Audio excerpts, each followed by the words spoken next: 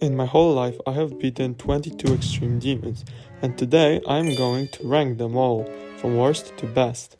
To do this, I'll use this scheme, and I'm also going to include information about my enjoyment, but I'm not going to include it into the final score.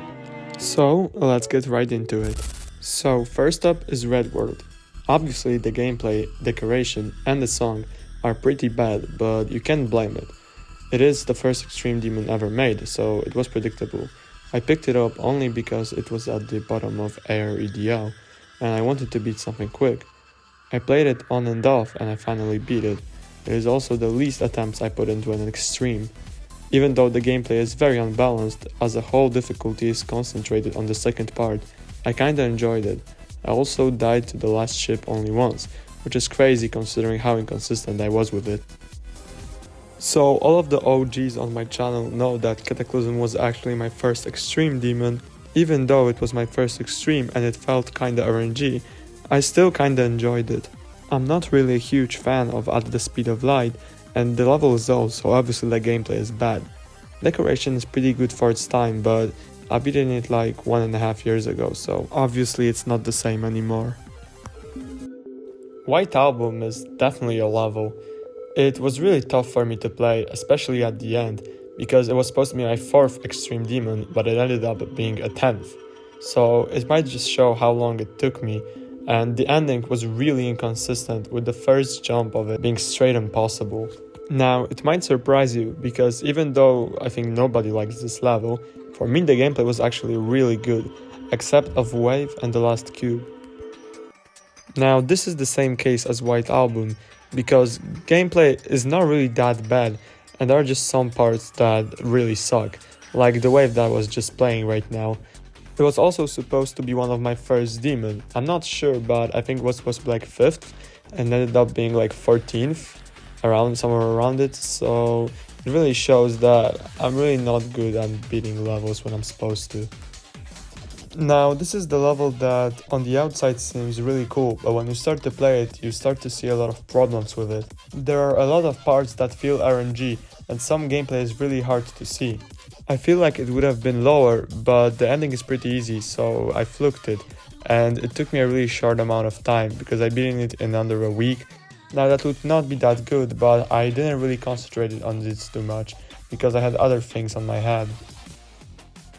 Declassification was a really similar thing to Twitch Denon for me. It also took me a short time to beat, but the thing is that this level has a really good gameplay, not like Twitch Denon, and it probably would have had like 8 or 9, but it has 6 because the last ship is way harder than anything else in the level. I died on it like 5 times. I also talked with the creator of this level, and he said that it was made especially so people don't fluke the level. I don't see a problem with it, but, you know, let's just go with it. Septis is a very special level for me. It was my first time beating an extreme demon without putting that much work in it. Septis is my 7th extreme demon, and every extreme before that took me a really long time. You know, I was concentrating on it a lot, it was something really special to me. And this one was just really quick. The gameplay and decoration are fine, but the enjoyment is low because it was one of the earlier extremes, and I was having a tough time with them. Tantrum was my 2nd extreme demon, and it made me realize that extreme demons can be really fun to play. Even though I died at the last click, I still didn't give up. Now, when I'm dying to far place on extreme demons, I feel really demotivated, but at this time it was fine for me, which is pretty weird. Decoration is alright, but it had way more potential, and the gameplay is really good. The only unreasonably hard part was the duel with Spider and Cube, and the last 2 clicks of the wave, which I really don't understand. Now, looking at it after the year, it looks really cool. The gameplay, decoration are really on point. When I was making this video, I thought it's gonna be way higher, but after checking my label, it turned out it's only 14th, which is pretty weird. The enjoyment would be way higher, but I died on the ending 6 times, which is pretty unlucky. I think this level is really underrated in terms of difficulty, which really affected my enjoyment, because it was way harder than I was thinking it is.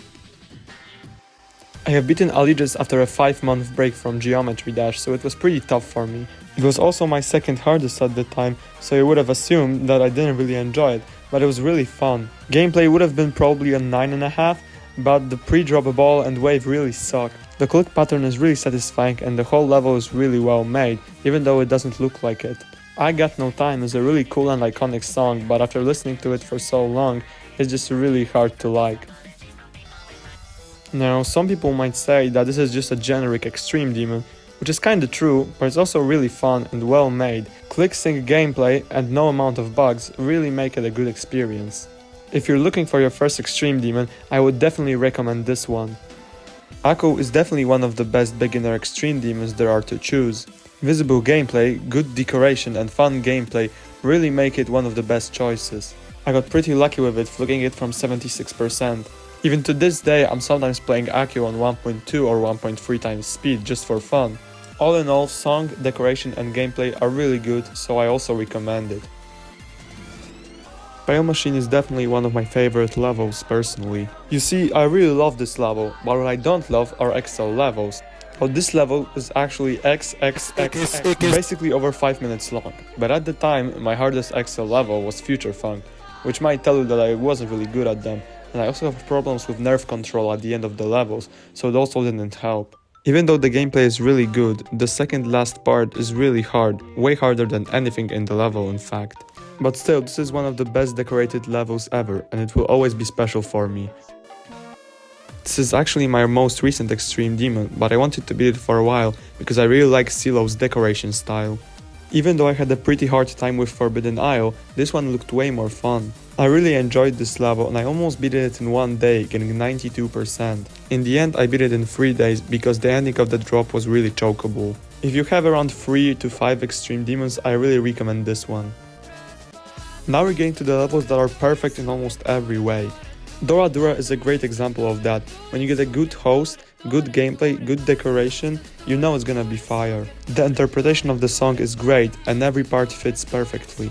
Now I was getting pretty unlucky with it, that's why enjoyment is so low, but all in all the level is great, so I really recommend it to everyone. Now, except of the level being really ship carried, this is almost perfect gameplay.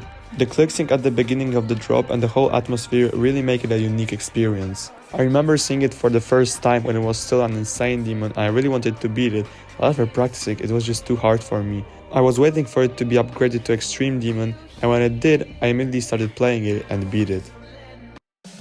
Now, it might not seem like it, but Prismatic Haze has a really unique gameplay. Now, extremely tight wave gaps might make you not want to play the level, but when you start to learn them, the level is really fun.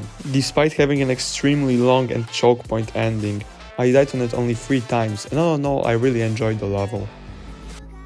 I'm probably the biggest fan of breakcore levels. That's why from now on there's only gonna be mainly Iced Cave type levels or Wasureta type levels. This level was a jump from Niwa, which as you might know is way easier than Moment. And even though I don't really remember the process of beating it, I still sometimes play it for fun. The decoration, gameplay and the interpretation of the song are all perfect. I said there are gonna be Wasureta type levels, but don't worry, it's not the last one. Now, I know there are a lot of haters of this type of levels, but I'm just a huge fan of this type of gameplay. It's like Float GP but better, and you also get really good decoration to it. I got ultra lucky with this level, fluking it from 66% and 66% getting fluked from 32%. Really cool level, seems way harder than it is. So we finally got to the top 3. These are the best of the best. They all have perfect gameplay, decoration and songs. To be honest, editing this is so hard, so I'm pretty happy I'm finally ending it. Now, without more talking, let's get to 3rd place. Wild Rose is my current hardest level. Usually I struggle with my new hardest, my previous one was Gravity. This is a pretty big jump in difficulty, over 200 places on every DL. Even though I had some pretty unfortunate deaths, it was still really fun. The second I saw the level, I immediately knew I wanna beat it as my new hardest. The decoration, song and gameplay are all really good. Personally, this is my favorite level, not only because of the experience, but also because decoration and interpretation of the song are just perfect. Also, this is kind of an Iced Cave level because Lexi and Para are in it. Well, I was just talking about my hardest. This level is not only second on the list, but also second in terms of difficulty.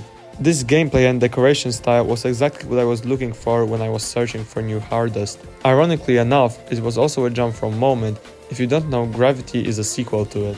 All in all, the level is perfect, even though the ending is pretty chokeable. Okay, so what do we have next?